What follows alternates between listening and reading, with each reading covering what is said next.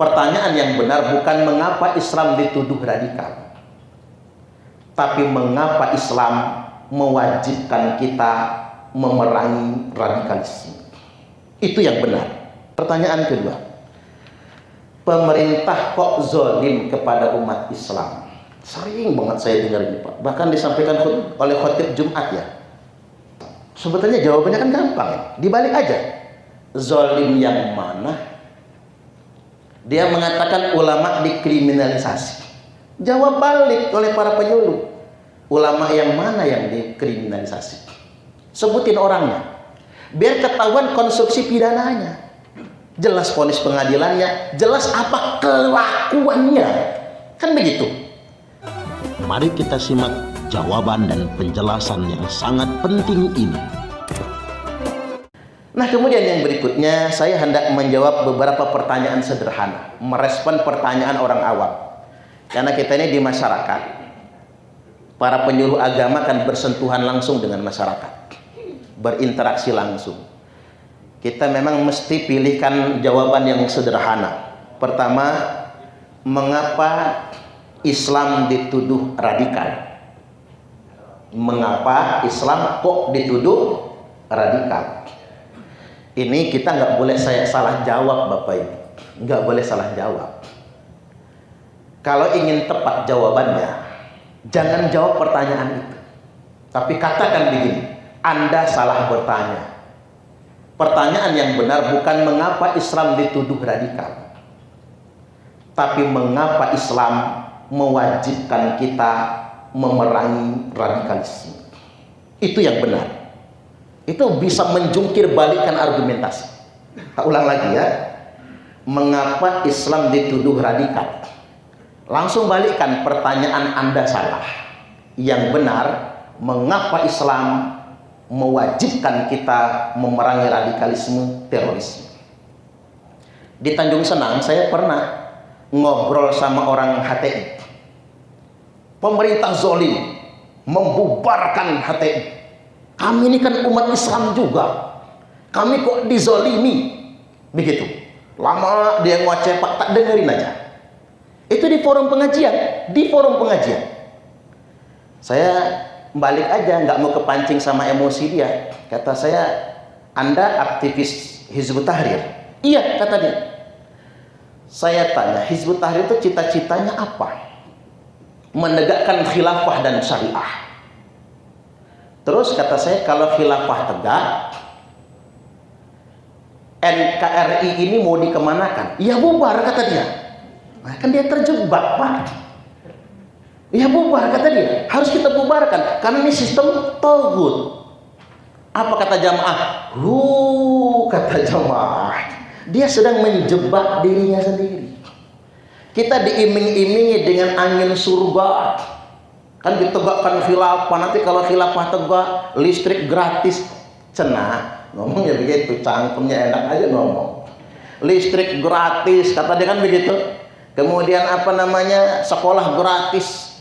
Kemudian nggak bayar pajak, pajak kendaraan bermotor gratis. Pajak bumi dan bangunan ditiadakan, semua pajak dihapuskan. Angin surga sedang disampaikan.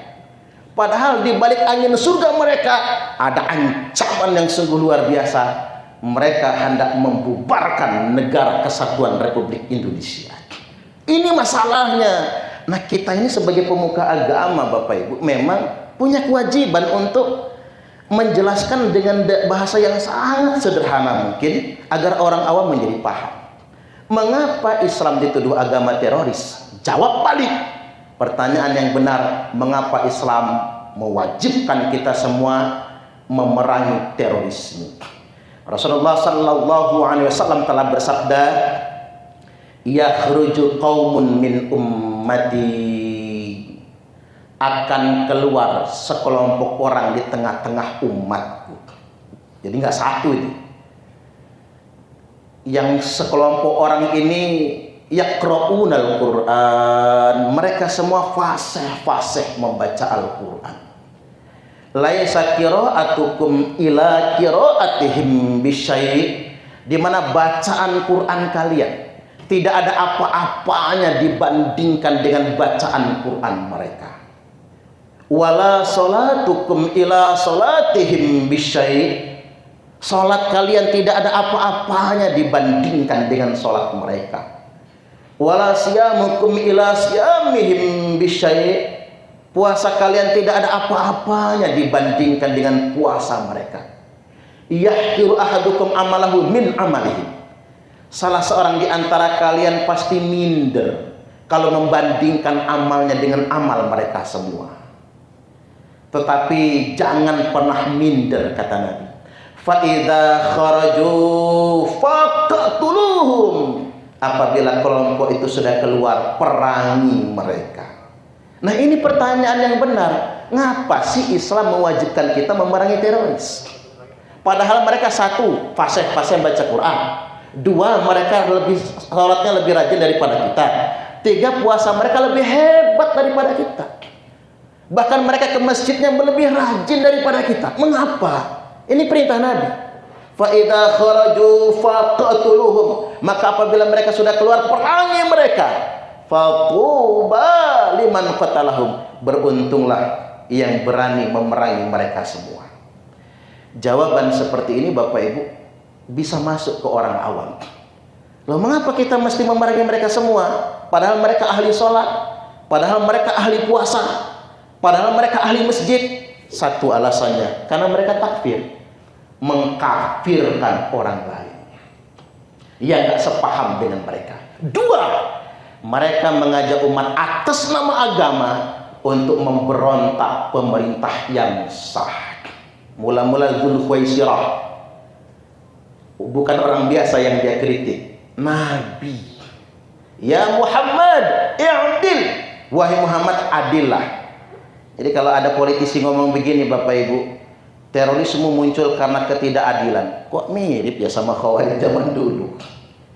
Khawarij itu menuduh Nabi nggak adil. Dzulkhuwaisirah itu Bapak Ibu ahli ibadah. Termasuk Abdurrahman bin Muljam yang bunuh Imam Ali. Sedang ngimami sholat subuh di bulan suci Ramadan. Itu duta Al-Quran. Rumahnya direnovasi oleh Umar ibn Khattab untuk menjadi madrasatul Quran. Bikin madrasah Al-Quran agar Abdurrahman bin Muljam bisa mengajarkan Al-Quran di rumahnya. Direnovasi oleh khalifah. Kiai lah bahasa kita sekarang Pak. Ini guru Quran ini. Dia guru Quran, tapi dia menghalalkan darah para pemimpin yang gak sepaham dengan dia. Pada bulan Ramadan Imam Ali ditikam lehernya dengan pisau beracun. Nggak gentle. Mengapa nggak gentle? Ya mestinya dia satu lawan satu dong. Kan begitu. Berhadap-hadapan. Ini orang lagi ngimam di depan. Ya lengah. Imam Ali nggak bawa senjata dan nggak tahu sama sekali. Ditusuk. Imam Ali minta kepada Allah agar umurnya sedikit dipanjangkan untuk mengingatkan tentang bahaya Khawarij. Ketika Abdurrahman bin Muljam hendak dieksekusi mati, Al-Gojo mengatakan taubatlah kepada Allah. Dia tersenyum. Ngapain saya taubat? Oh, saya nggak pernah berbuat maksiat. Sekalipun saya nggak pernah berbuat maksiat, kata dia. Lalu Anda kan membunuh khalifah, membunuh Amirul Mukminin. Apa kata dia? Ali itu orang kafir dan aku sukses membunuhnya pada bulan Ramadan. Jihad yang paling besar pahalanya jihad di bulan Ramadan. Akhirnya dipotong tangannya, nggak mau tobat. Dipotong kakinya, nggak mau tobat. Diiris kupingnya, nggak mau tobat. Begitu mau dipotong lidahnya, dia nangis. Stop, jangan potong lidah. Pikir eksekutor mau tobat nih. Bukannya tobat, apa kata dia Pak? Kalau kalian potong lidahku, aku tak bisa lagi membaca Al-Quran nantinya. Sampai mau mati pun masih sok suci Khawarij itu Pak. Masih sok suci. Maka wajar kalau Nabi mengatakan kilabun nar, kilabun nar, kilabun nar. Anjing-anjing neraka. Anjing-anjing neraka. Nabi nggak pernah bersabda sekasar ini kecuali untuk Khawarij. Kalau saya ceramah di kampung tak halusin itu Pak, kiri-kiri neraka. Atau ada yang lebih halus lagi ya. Segawan neraka. Nabi nggak pernah bersabda sekasar itu. Baik, pertanyaan kedua. Pemerintah kok zalim kepada umat Islam? Sering banget saya dengar ini, Pak. Bahkan disampaikan oleh khotib Jumat ya. Mohon nanti para penyuluh jangan lagi menggunakan itu kalau ada ya. Pemerintah kok zalim kepada umat Islam? Sebetulnya jawabannya kan gampang ya. Dibalik aja. Zalim yang mana? Dia mengatakan ulama dikriminalisasi. Jawab balik oleh para penyuluh. Ulama yang mana yang dikriminalisasi? Sebutin orangnya. Biar ketahuan konstruksi pidananya. Jelas vonis pengadilannya, jelas apa kelakuannya. Kan begitu.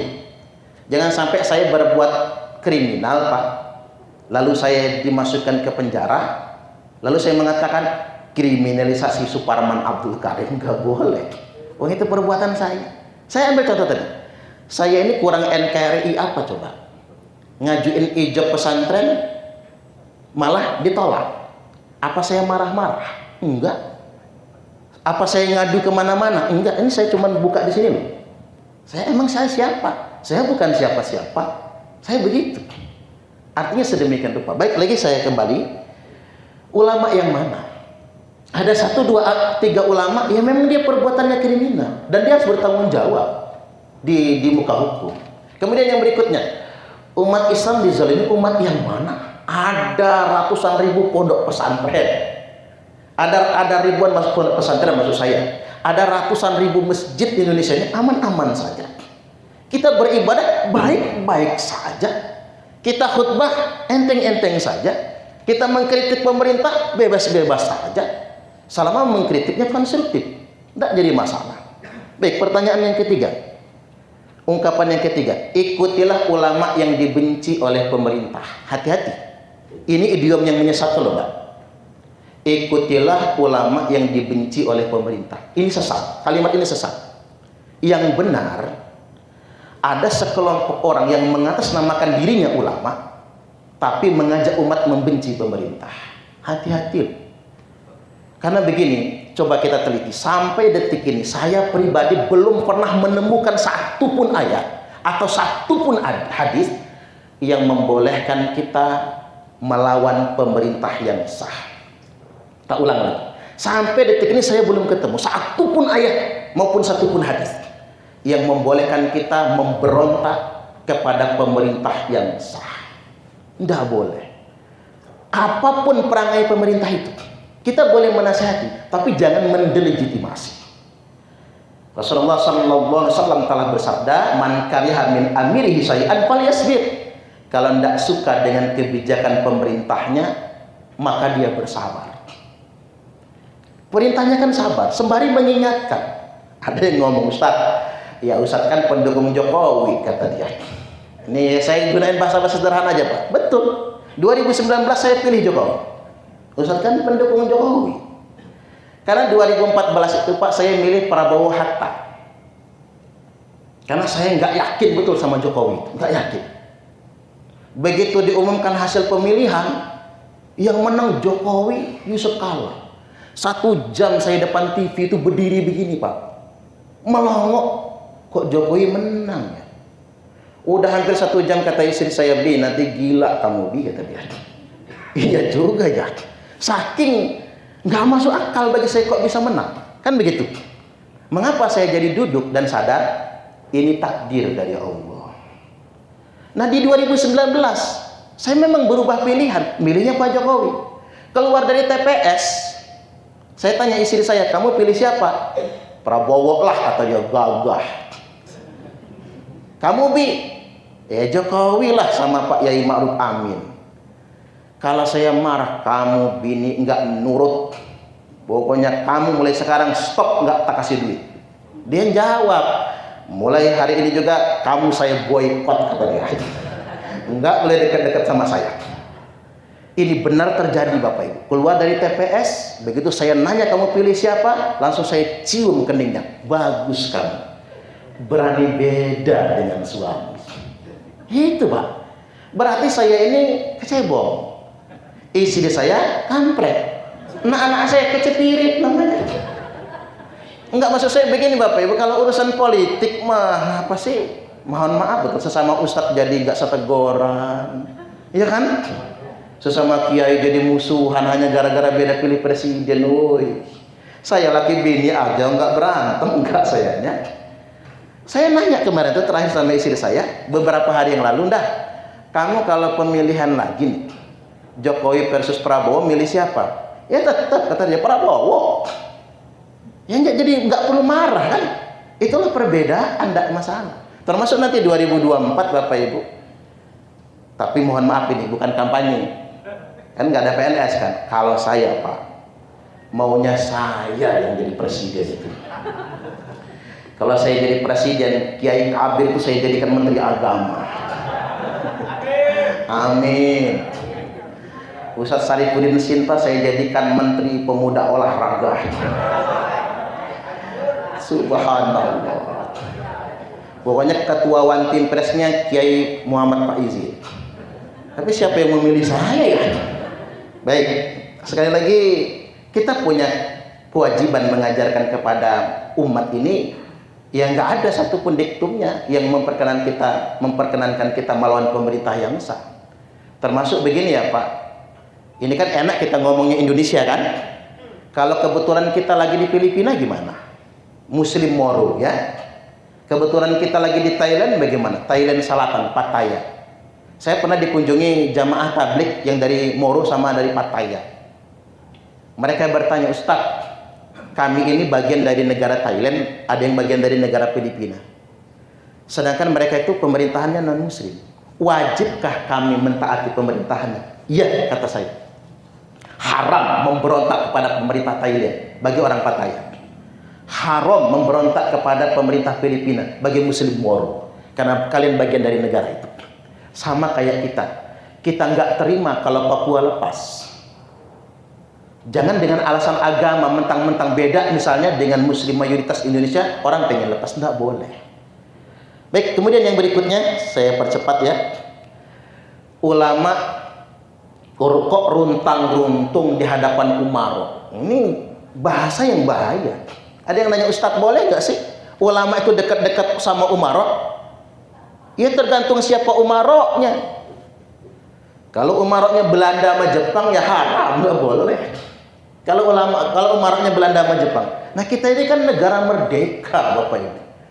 Kita ini negara merdeka, kita dipimpin oleh bangsa kita sendiri kan begitu.